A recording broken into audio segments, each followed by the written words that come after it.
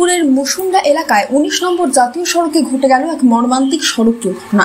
দুর্গাপুর থেকে কলকাতায় রোগী নামিয়ে ফিরে আসছিল একটি অ্যাম্বুলেন্স। রোগী নামিয়ে গাড়ির মালিকের পরিচিত কয়েকজনকে নিয়ে আবারও দুর্গাপুর ফিরছিল গাড়িটি। সেই সময় মুসুন্ডা ওয়াচ টাওয়ারের কাছে দাঁড়িয়ে থাকা একটি লরির পিছনে সজোরে ধাক্কা মারে অ্যাম্বুলেন্সটি। সূত্রের খবর, প্রচন্ড জোরে ধাক্কা লাগায় ঘটনাস্থলে মৃত্যু হয় চালক বিশ্বজিৎ চৌধুরী, সহকারী চালক বিধান রুই দাস এবং দুর্গাপুরের বাসিন্দা গৌতম দাসের। দুর্ঘটনায় আহত হন আরও ৩ জন। তাদের উদ্ধার করে দ্রুত বর্ধমান মেডিকেল কলেজ হাসপাতালে নিয়ে যাওয়া হয়। গাড়ি কলকাতা থেকে পেশেন্ট নামে ফিরছিল।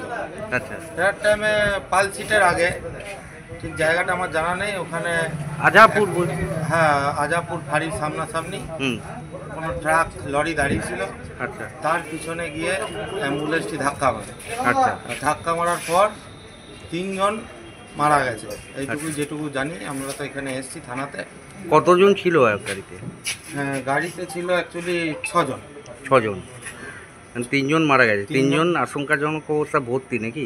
হ্যাঁ, একজনকে আমরা দুর্গাপুর পাঠিয়েছি আর 2 জন বর্ধমান মেডিকেলেই ভর্তি আছে।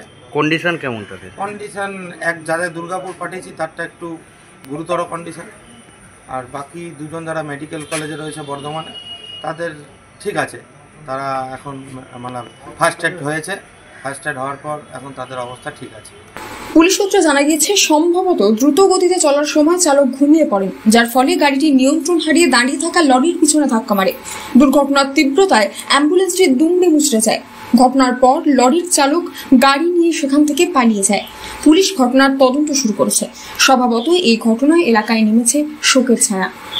পূর্ব বর্ধমান থেকে বনওয়ারিলাল চৌধুরী রিপোর্ট, লোকাল 18 বাংলা।